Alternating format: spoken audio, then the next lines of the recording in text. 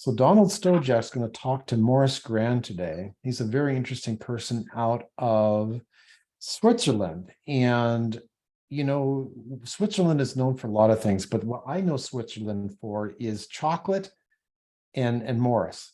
And so I thought, if you want to know how do you make a connection with somebody, send them a chocolate. Morris sends me chocolate, and we're just connected.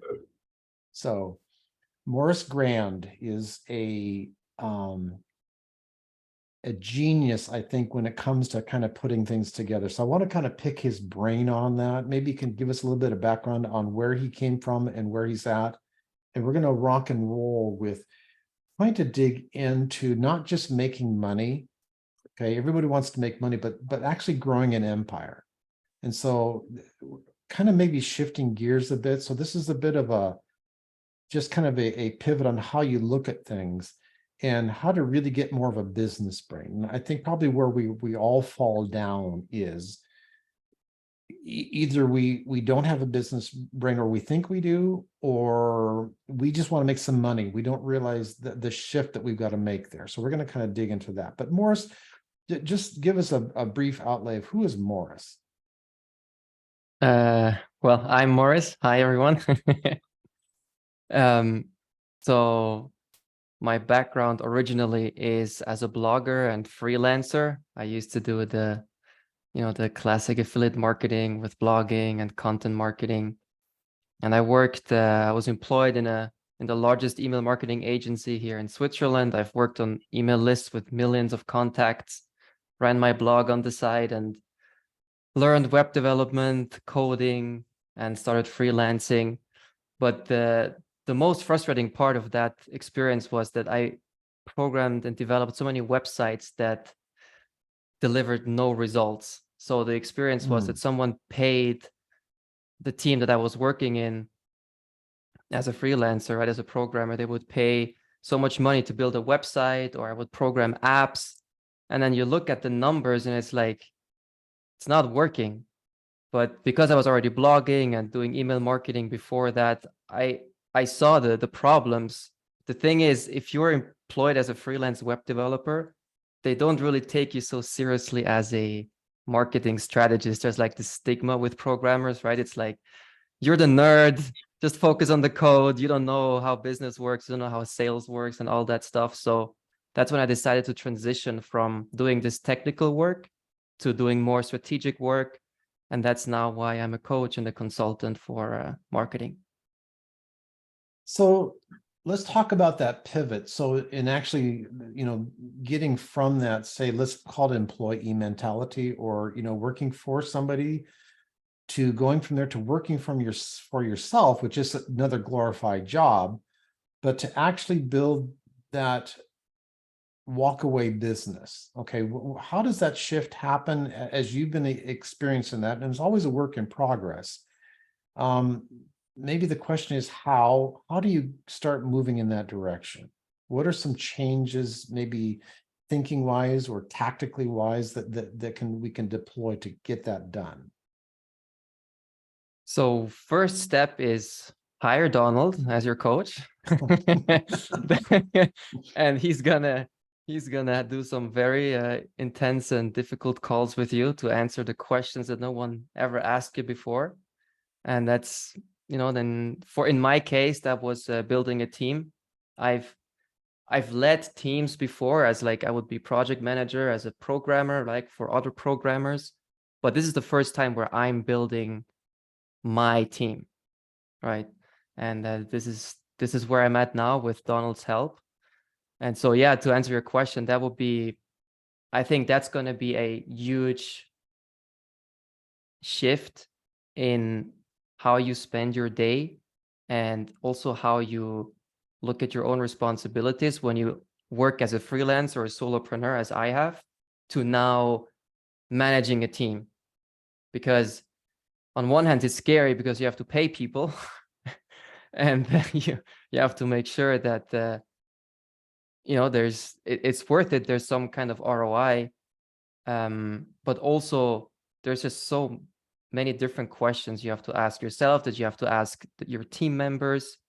And yeah, the best way I can put it is just huge mindset shift around what my responsibility is, as opposed to just delivering a service or results. So I think we could sum that up you as a solopreneur, as a service provider, we have to let go of doing stuff. Does anybody ever find themselves just doing stuff? Okay. And I think the key is, Morris, tell me if I'm wrong, but I mean, you know, when you sit down and you take an inventory of what you're doing and it's just a bunch of stuff, and Yeah. that stuff is getting in the way of you building that empire, is it time to get real with yourself? Yeah.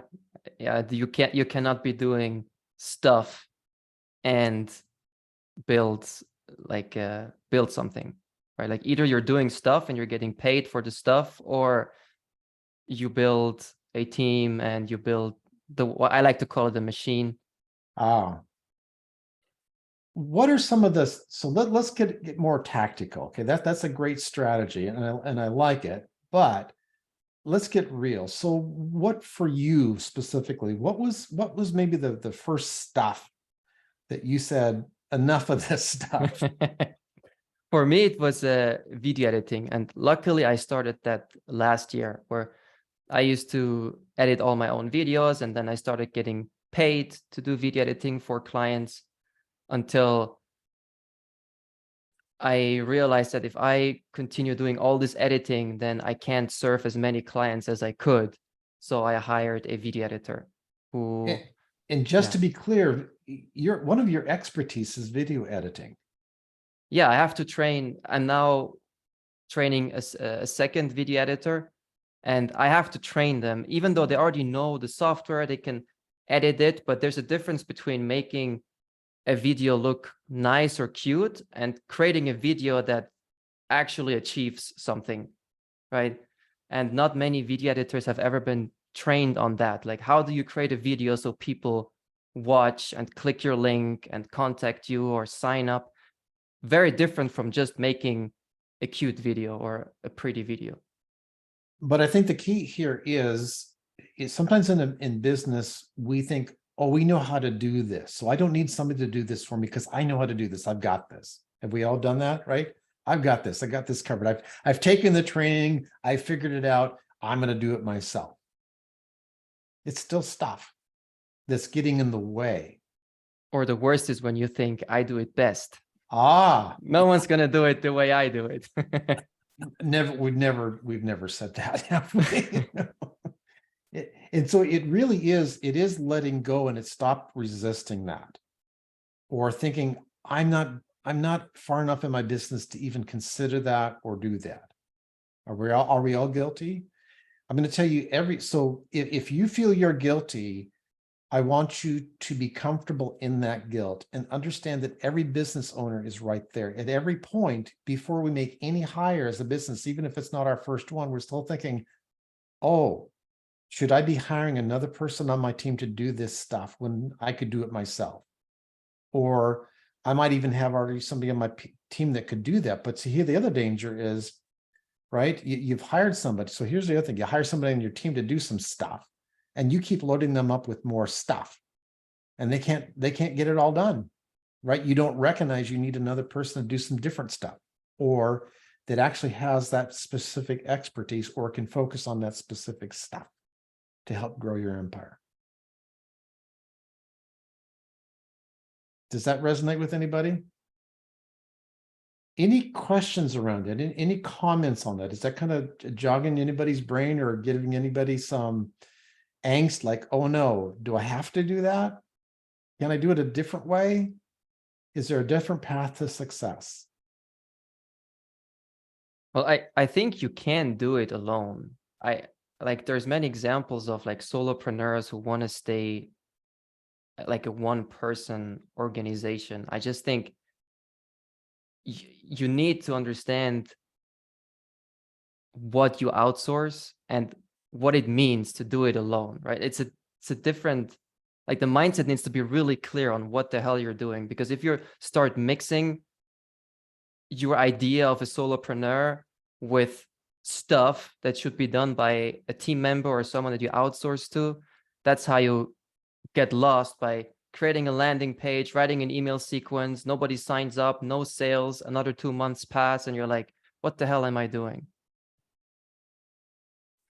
So what you're talking about is our KPIs, key performance indicators. So knowing your numbers. And so knowing your numbers for yourself, do you know your own numbers? So if it's just you on your team, let's do an exercise. Would that help anybody? Okay. If you got a piece of paper in handy, put the word KPI at the top. And that stands for key performance indicator. This is crucial for you as the business head. You should have a minimum, but probably not more than this, 3 numbers that you're working on. And that if you're not hitting those numbers, you're accountable to yourself. And so it could be, say, if it's just you, one of the numbers is number of new people you're talking to every day. Did I talk to anybody new today? And this is maybe where maybe you got an accountability partner or a coach, or a member of a group. If you're not talking to somebody new every day, you're not in business. I'm sorry. Just be blunt honest. Morris, would you agree? Yeah. Right. 100%. And are you talking to anybody? Right. First KPI. Right. That's pretty cool. What would be a second one? Any ideas, anybody? Number of clients? Or sales calls, number of sales calls. Could be, yeah. Yeah. Let's assume the first conversation we kind of lumped it because there are conversations with new people. Somewhere that's in the sales, but the second one, do we have any clients? And if it's a big fat 0, I mean, look at that number, okay? And if the second number is 0 and the first number is 0, you ain't going to get to the second number if you don't increase the first number. So say you're talking to 2 new people every day and the second number is 0, and that goes on for a while. You need to increase the first number. You need to talk to more people. See how easy that is? But if you don't have the numbers in front of you, your own KPIs, you're never going to get there. And probably the third number is, what's the money? Does that equal any money? Right? Conversations with people. Second number of actual paying clients. Number 3, amount of money collected. Right? Pretty simple. And you should have those every day, be accountable to something like that. Does that make sense for anybody? Anybody doing that? If you're not doing that, why are you not doing that? And then the next thing, okay, now look at those numbers. So as Morris and I have been working together, we took a look at those numbers, right, Morris? And what was that first number? Was the first number big enough? No. And what was getting in the way of that first number? Content creation. Right. So what did you need to hire first? A team that creates content. Right. To get that first number up, because that gear don't work, nothing else works. But then you see, as a business owner, then you know what decision to make to go to the next level. Does that make sense? Is helping anybody out? Like, really? Is it there? Right. Okay. I also have an example on KPIs if you want me to share one example. Go for it. Yes. From my affiliate marketing days, where I used to be like really big on Twitter, and I grew my Twitter account just by following KPIs. And now looking back, I know that they're KPIs, but back then I just wanted to make sure that I'm hitting my daily goals. And it was just a simple spreadsheet of how many comments do I write per day, how many retweets do I do per day, and how many tweets do I post per day. And just by hitting the daily target goals, my Twitter account grew insanely fast. And that's how I was able to transition from like freelancing and developing to consulting, because like people and small businesses approached me and they said, wow, you're growing so fast. What are you doing? And well, it was the spreadsheet, but that's how I was able to start giving strategic advice and help with building landing pages for Twitter accounts and things like that.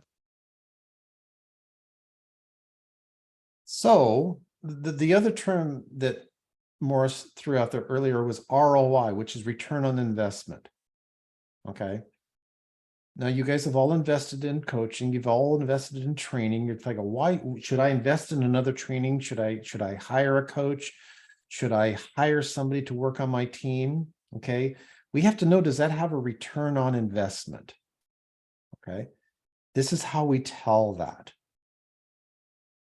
Now you're growing your business. You need more clients. You need a client. What is that activity that leads to that? And how do I make more of that? So now you're going to hire somebody. So now, like Morris said, he hired somebody to do content creation, which feeds that first number, which feeds that number of conversations number. And that there again, he can look out a month from now, correct, Morris? And you can say, okay, are we on the right path? Is this equaling the money I've got to pay out, right? Yeah. And you either continue or you change it out, right? But I wouldn't stop. So here's the danger, is to start down this path and this is, well, it's not working, and stop. Well, it's probably working, but you're not working it, or it's working, but you've got to tweak it or something. Or maybe you've hired the wrong person or the wrong team or the wrong partner. Does that make sense? That doesn't mean you shouldn't have somebody. Maybe you need somebody different. So be willing to fire, right? Has anybody heard that? You got to be slow to hire and quick to fire. But I would say you got to be quick to hire and fire, right? And I think so many times people are way too slow to do something. Find somebody and try it. Give them a test. And when you hire somebody, before you hire them, know the KPIs you want them to hit. Does that make sense? So many times in business, you hire somebody and they don't know what you want them to do. Or they don't know how this fits into the wheel you're trying to connect. But if they understand where they fit in, what their gear is, and what they've got to do for this to work, they're more likely to do it. See the difference? A lot of businesses that I've gone in, and then again, I work with the CEO, the owner of the company. But when I start talking with different people on different levels, the biggest low-hanging fruit is they don't know what they're doing. They show up every day, they're getting a paycheck, they're getting a commission, and they don't have clarity. They have no KPIs. And once we establish KPIs, what do you think happens to the business?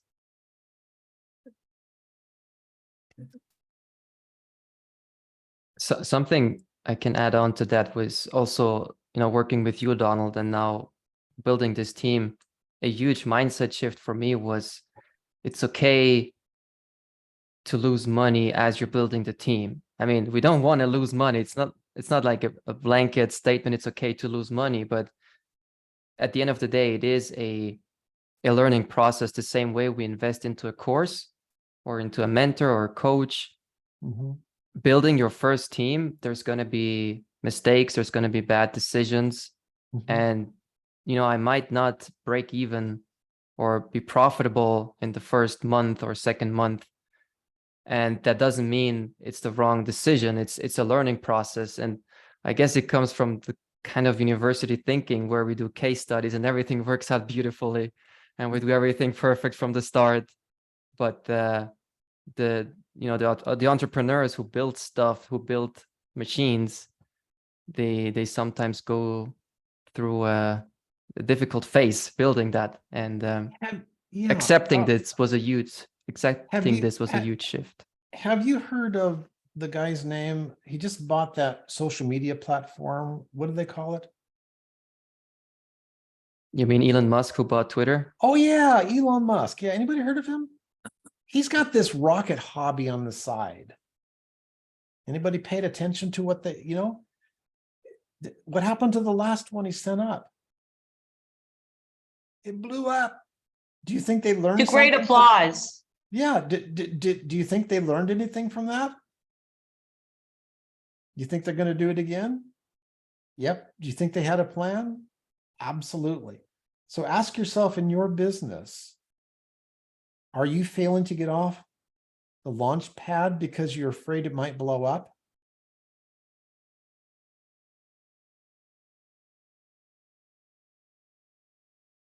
Is that resonating with anybody? Is anybody failing to get off the launch pad because they're They're wanting to get it so perfect that it won't blow up. And so they never launch.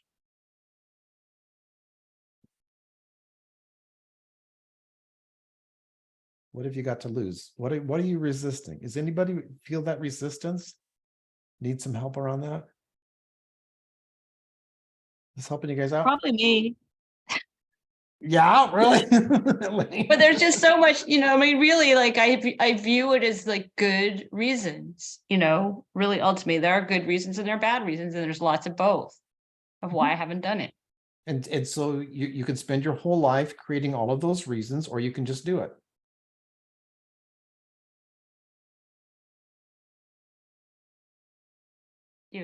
Bottom line, I suppose you could say that's accurate. Yep, I could. Anybody disagree? You can spend all of your time making reasons, or you can just do it. But on some level, you have to learn to stop making the reasons, and There's a famous That's- character. There's a famous character. So today's May 4th. May the 4th be with you. There's a famous character in the movie, little guy. What's his name? Yoda. And what's yeah, Anthony, what does Yoda say? There's no try, just do something like that. Yep. There is no try, just do. Make a difference, right? Morris, as you have stopped trying and just doing it, what has shifted for you? Well, I mean, as long as I learn while doing, it works. Like that's where massive progress usually happens for me. Yeah. But I've also done things where I'm just doing it and I'm like, oh, that doesn't work. And then 1 year later, I'm like, well, if I had paid attention to why it didn't work, that would have actually worked, Yeah. So come into it from that standpoint. Does that make sense? So get out there and do it. Eric has done good with his palindrome thing. He launches those. Tom's doing videos most every day. Tony did a webinar here. Was that earlier this week or last week? I forget. So, get out there and do something, right? And Tony, did you have 80, 90 people show up? I had a couple of things I did. The one that I think I mentioned last week, Mhm. Morris was in that Mhm. one. It was just about the economy, and it was a Mhm. group discussion. And we only had maybe 7, 8 people there, I think. And it was a small group, but I think people got value out of it. Correct me if Yeah. I'm wrong, Morris. No, absolutely. And also, right, like with my background in blogging and affiliate marketing, content marketing, people underestimate how many observe silently, right? Or as we call them online, lurkers. 90% of the attention you're getting online is from lurkers. And you don't know who they are because they don't like, they don't engage, but they watch and they observe. So if you do something online and I don't know, just 2 people show interest, it's probably more like 20 people who saw that and like what you're doing.